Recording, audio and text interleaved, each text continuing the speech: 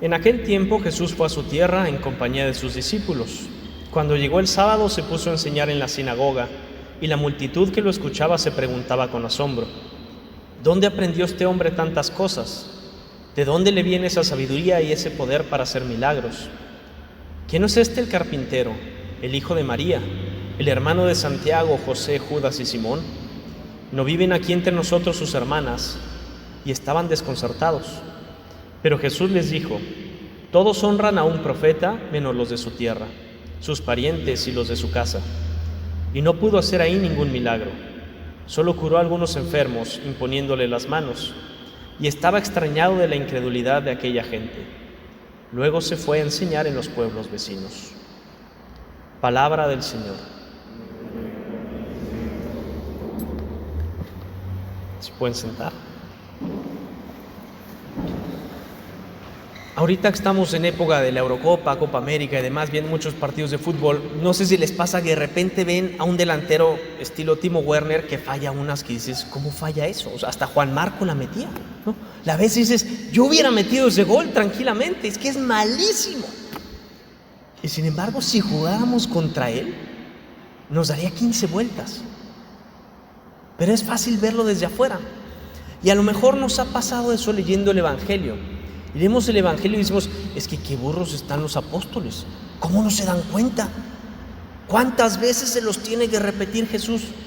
Esta gente, su familia, sus vecinos, ¿cómo no se dan cuenta que es Dios? Además ya había hecho muchos milagros, llegó ya con fama. Y la gente decía: ¿y de dónde saca este que es hijo de Dios si nosotros crecimos con él? Y nos podemos desesperar.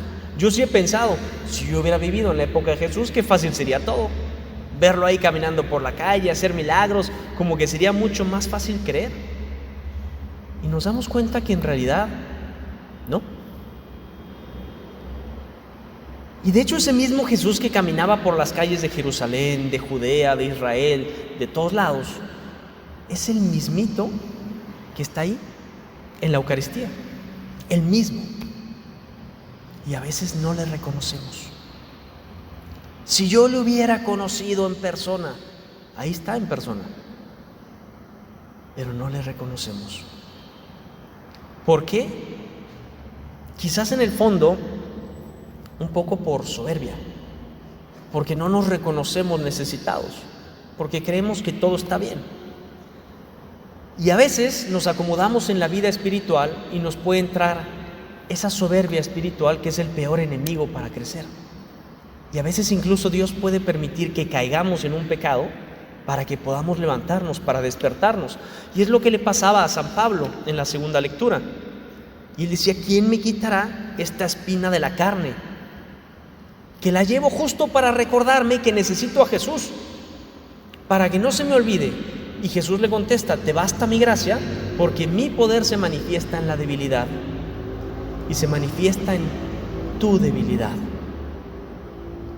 Y es precisamente mi debilidad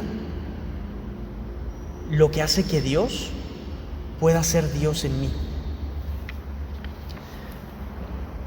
Vamos a hacer un repaso de teología muy simple y entendible, ¿ok? Adán y Eva pecan, quedan expulsados del paraíso y quedan esclavizados al pecado y esclavizados a Satanás. El problema es que ellos no lo pueden vencer. Por otro lado está Dios, que sí lo puede vencer, pero que no tiene por qué luchar, porque Él no pecó. Y nos encontramos en este dilema. El hombre no puede, pero debe luchar. O más bien debe luchar, pero no puede vencer. Dios puede vencer, pero no debe luchar. ¿Y cómo se sale de este círculo que parece no tener salida? Dios decide encarnarse.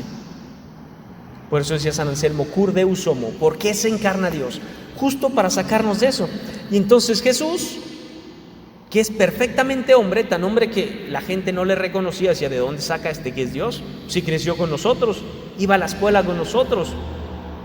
Ahora, ¿de dónde se inventa que es Dios? Era perfectamente hombre. Y como hombre debía luchar, pero también era perfectamente Dios. Y como Dios podía vencer. Y así es como nos libra del pecado. Y así es como entra la salvación al mundo. El problema es cuando lo vemos como la salvación del mundo y no como mi salvación. Yo también he pecado. Entonces yo sí debo luchar. El problema es que yo no puedo vencer. Yo solito no puedo. Y Jesús me ofrece su salvación.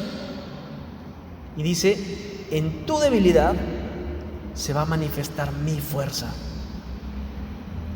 Por eso dice San Pablo, mientras más débil soy, más fuerte soy. Porque menos soy yo y más es Cristo el que actúa en mí. Y entonces, eso que parecía o puede ser algo complicado, como la humanidad de Jesús, y que nos puede distraer o nos podemos quedar en eso, en realidad es nuestro mejor aliado. Porque nosotros los cristianos lo tenemos bien fácil, porque Dios se hizo hombre. Y entonces todo lo humano nos puede hablar de Dios. Cualquier acto humano se puede convertir en un acto divino unido a la persona de Jesús.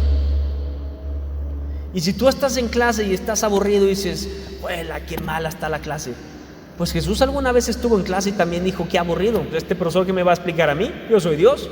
Bueno, supongo que no lo dijo así porque no era soberbio, ¿verdad? Pero lo pudo haber pensado. Y si tú estás en clase y ofreces y unes a la humanidad de Jesús tu clase, te vas santificando. Y si estás jugando fútbol y lo ofreces a la humanidad de Jesús, te vas santificando jugando fútbol. Y si estás en misa, obviamente mucho más. Y cada actividad plenamente humana, unida a la persona de Jesús, se convierte en una actividad divina. Y eso es lo que nos va santificando. Por eso, mi invitación para ustedes el día de hoy es que no seamos un pueblo necio y sordo, como decía la primera lectura, como decía el profeta Ezequiel, ¿no? Esta raza rebelde que no saben que hay un profeta entre ellos, sino que nosotros sepamos que sí hay un profeta, que sí hay un Dios entre nosotros, que es Jesús, que le vamos a recibir al rato, y que unida a su humanidad, cualquier acto humano nuestro se puede volver divino. Por eso hagamos a Dios partícipe de toda nuestra vida, de cada uno de nuestros actos, para que Él, unido a nosotros, nos vaya divinizando y nos vaya santificando. Que así sea.